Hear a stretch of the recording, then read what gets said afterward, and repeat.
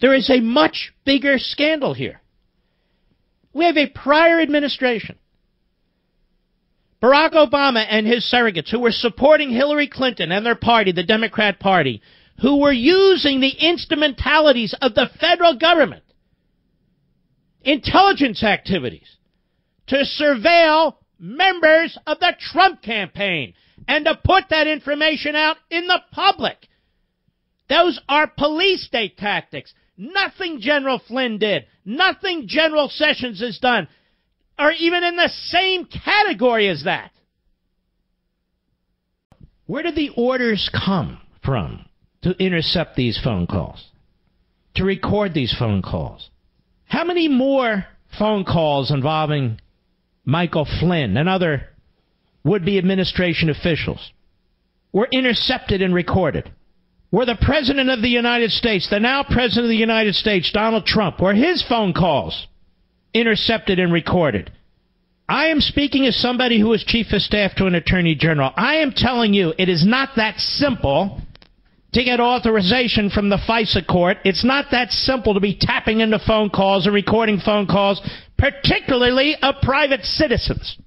And so the question is, how many of Michael Flynn's phone calls to various foreign leaders were intercepted by the Obama administration and recorded by the Obama administration? How many phone calls by Donald Trump, if any, have been intercepted by the Obama administration and recorded by the Obama administration? And all the other transition officials involved in foreign policy and national security and defense policy. This, ladies and gentlemen, is the real scandal. Today's reporting on Sessions having a chance meeting with the ambassador this summer of Russia and an actual meeting in his Senate office in September. Where did that information come from? Where did that information come from? I haven't had a chance to listen to anything today in terms of talk radio, which I rarely do anyway. But the question, where did that information come from? And look at the timing of it, to try and put the kibosh on Trump's speech. So the question, ladies and gentlemen, is, was Obama surveilling top Trump campaign officials during the election? In other words, was the President of the United States, on behalf of Hillary Clinton and the Democrat Party,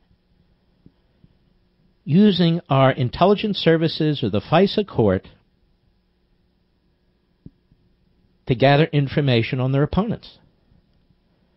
This is a massive scandal, the likes of which we've never seen. And I asked my buddy Andrew McCarthy about this offline. We talk a lot, as do a number of us. He said to me, we absolutely know this is true. The FBI did a preliminary criminal investigation based on potential of connection between a server in Trump Tower and a couple of Russian banks. That turned out to be a dry hole. But one of the most outrageous things I've ever seen, he wrote me, totally uncovered by the media, of course. Instead of closing the investigation, the Obama Justice Department tried to turn it into a FISA court investigation in June. Apparently, the first application they submitted named Trump. But we don't know whether that means named him as a proposed surveillance target or just mentioned his name in the application someplace. In any event, even the FISA court, which is very solicitous of government surveillance requests, said no. There wasn't enough evidence to make out probable cause involving Donald Trump. The required FISA showing to get a wiretap is probable cause. Probable cause that the target is an agent of a foreign power.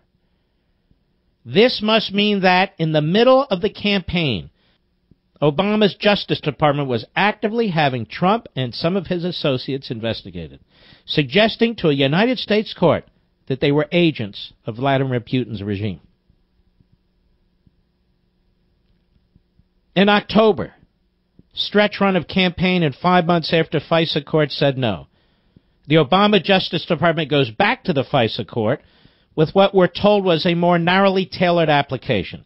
This one does not mention Trump, The FISA court approved it, and the apparent targets were Manafort, Stone, and Page. Paul Manafort, Roger Stone, and Carter Page. For all we know, it might still be going on. The New York Times wrote a big story about it in mid-January.